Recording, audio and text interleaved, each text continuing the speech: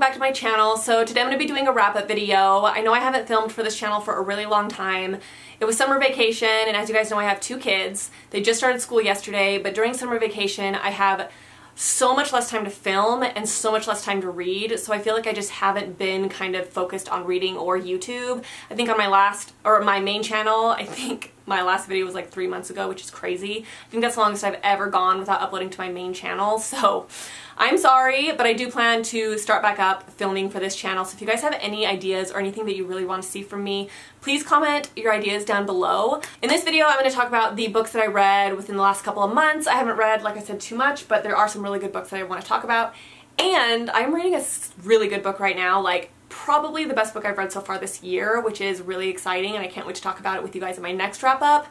But it's a great book, and I'm excited to talk about it with you guys. So the first book that I read since my last wrap up was this one. So this was in my mid-year book freakout tag. I used this book for the question about my biggest surprise.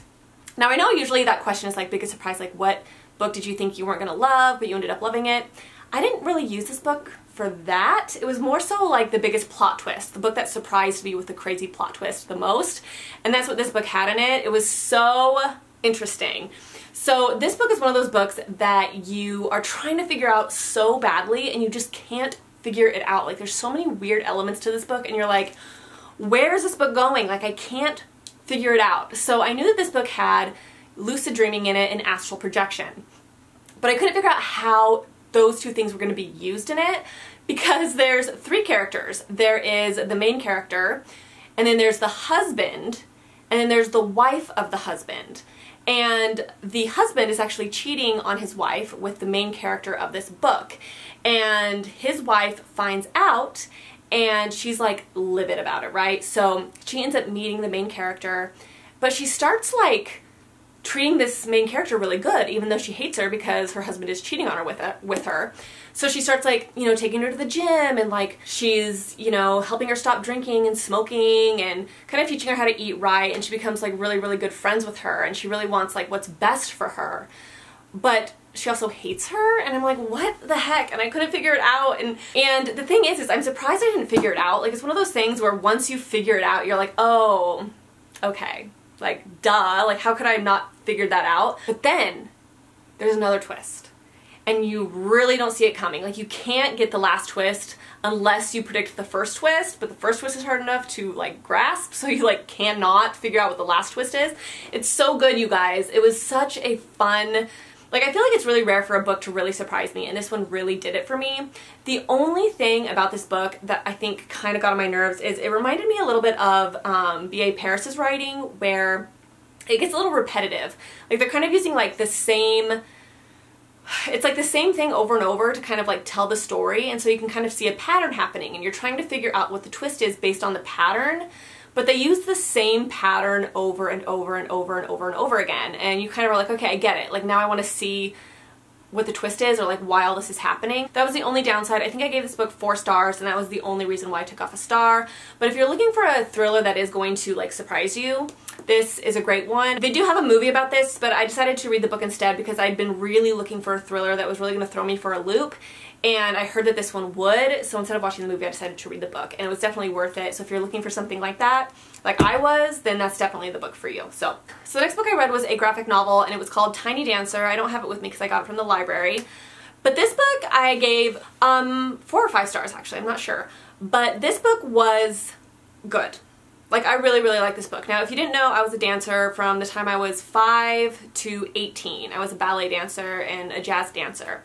And I really loved dance, but I quit when I was 18 and I didn't really continue on after that.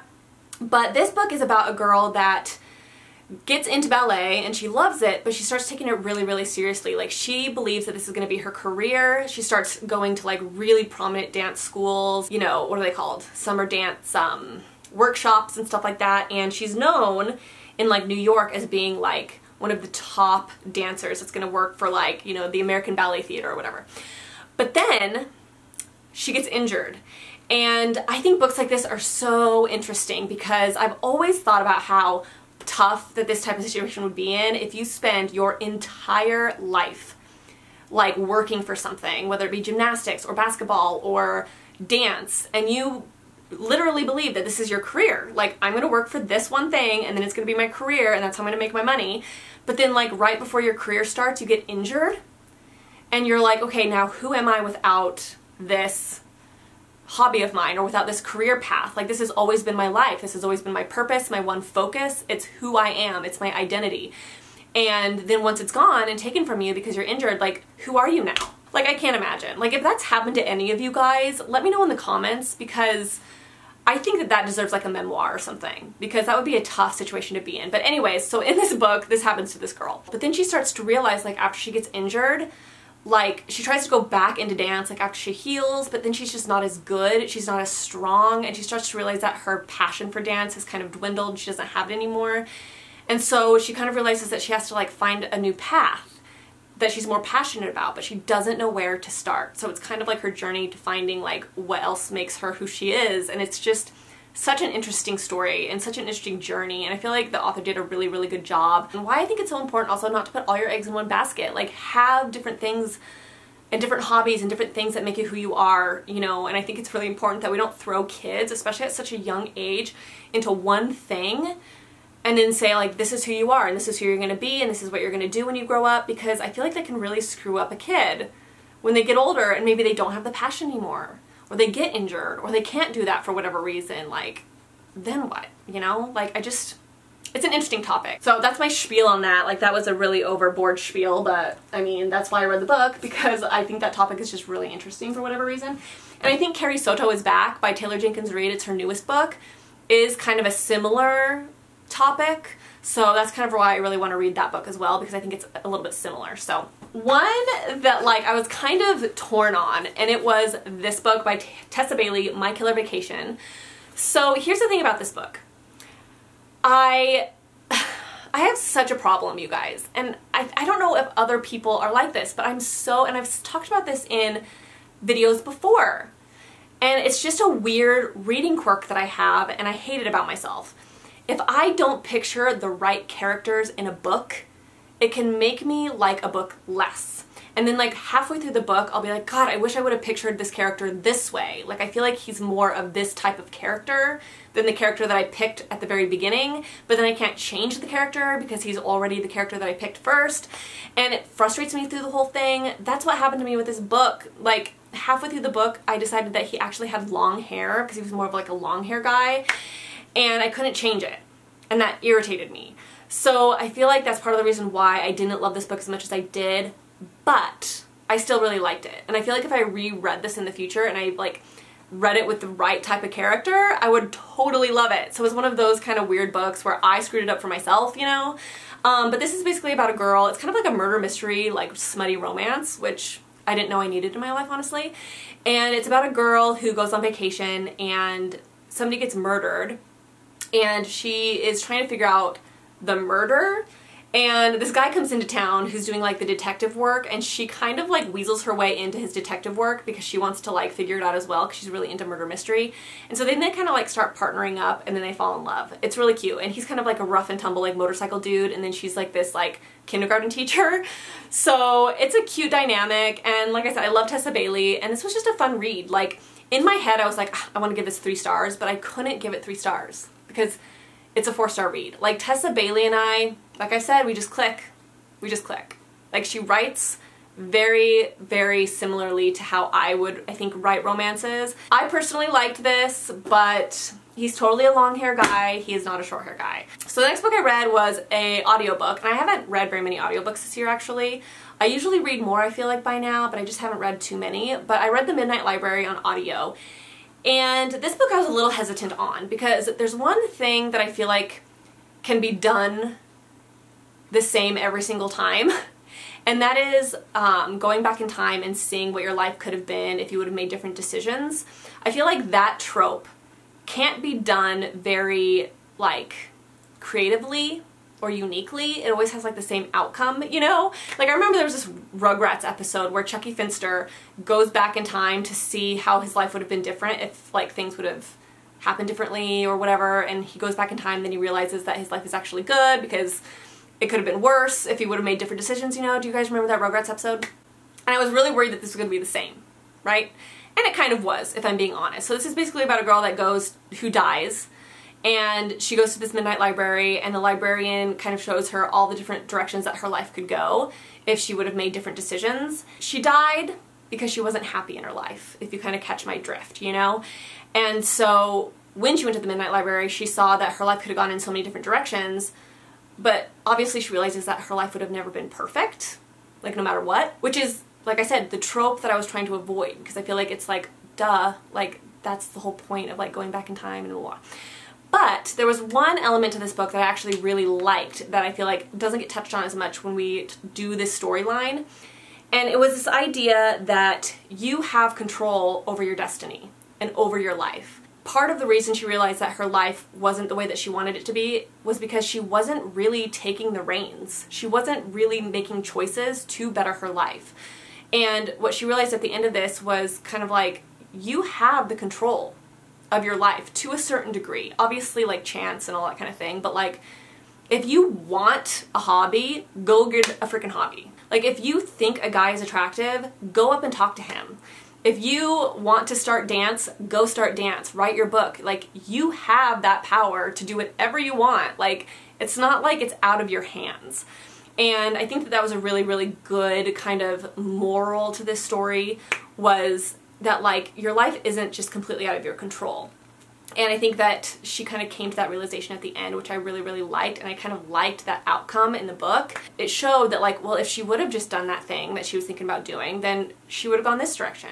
She could have had interesting things happen to her, but she didn't take the reins on anything. And I think that sometimes that's my problem in life, is I don't take the reins. Like I'll be like, oh, I would really like to try this hobby, but then I just never do it. But that's my fault. You know what I mean? Like I can change that. And I think this book was a really good reminder of that. So, okay, so the next book is a book that I was so excited to read. I was so excited to share this book with you guys because we all know that everybody and their mom loves A Court of Thorns and Roses. Like, it's obvious. You know, there are a few people that don't like it, which I totally understand, but for the most part, people that read A Court of Thorns and Roses end up loving it. And you spend the rest of your life trying to find something that hits the same as A Court of Thorns and Roses, especially A Court of Mist and Fury. And it's just hard to find it, you know? But I found it. And it is, what is it called? Between Wrath and Mercy by Jessica Wisecup. So this is a pretty big book. I think it's like 600 pages. Now, this is totally A Court of Thorns and Roses vibes. Like, the main characters, like the love interest and the main character, have like recent Pharaoh vibes. There's a fun magic system. Like, everyone kind of has their own power. There's a little bit of like fated mates sort of going on in here. There is like bonds that kind of form. There's a really good found family that really reminds me of like the Inner Circle, like the Night Court, and it just totally made me feel like I was reading A Court of Mist and Fury again, and I loved it for that reason. Like, I just felt the romance between the main character and the love interest so much. Like, you feel so connected to them. And the thing about this book that makes it so amazing is she has a kid, and she's like 36, I think, or 38. So she's in her 30s, and she has a child who is 15. And what ends up happening in the story is her child gets abducted or kidnapped because they think that she is like this special person with like special magic. And so she gets kidnapped, and the main character is like Mama Bear, and she's like, I need to get my kid back. So she goes to the kingdom, and this is kind of like a second chance romance, and she's like, the only person that can help me is the prince. And she had a romance with this prince back in childhood. And so she goes back and she's like, I need help finding my daughter. She was kidnapped. And the prince decides to help her get her child back. The thing about it is like, I feel like romance fantasies are not written for us 30-year-old mothers. Like, you can't find them. And the fact that this felt like A Court of Thorns and Roses, but like for me, like written for me, it was like amazing, you guys. This really keeps your attention. And the thing about it is this is pretty travel-y. And you guys know that I don't like books with a lot of traveling in it, but this somehow did it good. Like, this somehow made a trope that I hate good. And I don't know how. But I'm telling you, if you're looking for something like A Court of Thorns and Roses that you are just like obsessed with, this is it. I feel like it could have been a little shorter, I'm not gonna lie. And one thing that I've come to realize, I am not a long book person. I'm just not. Like, I could be loving a book. Like, it could be a 5-star read. It could be like a 6-star read. But if it's a long book, I'm still gonna get bored. Like, I'm just not a long book person, no matter how much I'm loving the book. Like, I just start to get really antsy. And so I feel like this could have been maybe a titch shorter, but it was still so good. So this is the next one, Between Despair and Hope. I'm gonna start this probably before the end of the year. And this, I think, is about the same amount of pages. But I'm so excited! And this kind of left off on a cliffhanger as well, which is like, and I think this is a 3-book series, so I think there's only going to be 3 books, but I destroyed this book. Like, the actual spine was like ripping off the pages. Like, I had to glue it back together. Like, I was obsessed with this book. You will not be disappointed, especially if you love romance. It's super romance driven, which is good too. I love romance driven novels, but it also has like a major like plot that isn't the romance as well. So you're getting like that plot driven romance and then like the good plot at the same time, and you're getting both of them. Like, it's just, it's very Sarah J Maas, if you know what I mean. So, okay, so the next book I read, I ranted so hard about this book on Goodreads, and I feel kind of bad about it, but like, honestly, I don't, because this irks me so bad, okay? Like, I can't explain how much this type of thing irks me. This poetry collection I found at Goodwill. It's called Broken Flowers by Robert M. Drake. This is big. This is a big poetry book, okay? Okay, like, I love poetry. I do. But like, I also hate it when like poetry is so the same. Like, every poem is the same and it's so shallow. It like has that pseudo deep feel where it's like they're trying to be really deep and like, you know, trying to like really dive into these topics, but they're so shallow. Like, I kept feeling like I wanted to be like, what do you really feel? Like, what do you really think? What do you really feel? Like, these feel like something that you would tell a friend, or something that you would say to like relate to somebody, but like you keep it kind of lighthearted, but like at the same time, like it might make them feel better. But like, what I want is like actual thoughts, actual feelings. And the thing about this is like, it's the same freaking poem over and over and over and over and over and over and over. There's probably like 200 poems in this book, and they're all the same, and they're so oh. This book actually made me want to write more poetry because it pissed me off that bad. I was like, no. Like, this man cannot have like 10 poetry collections out when every single poem is exactly the same.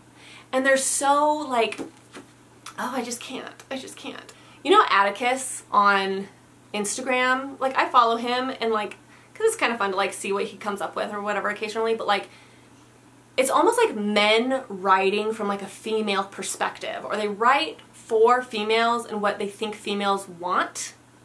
Do you know what I mean? I could rant about this thing forever. Like, I was ranting to my husband about this thing. Now, I'm not saying that this guy is a bad writer. Here's the thing. I think he could be a good writer. I really, really, really do. I think he just needs to try harder. He needs to be more picky about what he puts in his collections. He needs to spend more time on each poem. Like, if he spent like a good week writing like a really, really, really good poetry, he could write something really good, I think. But he just needs to take his time. I'm gonna give him the benefit of the doubt. I think he just needs to like slow down a little bit and like really think about what he wants to say. Like, what's your voice? What's your really like inner feelings about things? What are your actual feelings about things? Not your pretty feelings, your actual feelings. There's a difference. The next book I read was this book, which is Untamed by Glennon Doyle. So I've heard so many good things about this. This is like a bestseller. Like, so many people have talked about this book, and I have to say, it's not horrible. This book isn't bad at all. I gave it 3 stars. And I can understand why people like this book. I really can. The reason I gave it 3 stars instead of like 5 like most people do is I'm not a self-help girl. Like, I'm just not a girl that likes self-help books. I wish I wasn't quite as cynical when I read self-help, because I get so nitpicky. Like, I get so annoying when I read self-help, and I get annoying to myself. I've always been skeptical of people who try to tell me what to do. Like, the second somebody tries to like impose their wisdom on me, I instantly go like this. And like I said, sometimes I don't really like that about myself. But I found myself kind of getting frustrated with this book because of my nitpickiness, and it's just the way that I am, and it's why I don't read a lot of self-help books, and it's because of that reason. But I will say though, she does have some really, really, really good nuggets of wisdom in here. I will admit she does.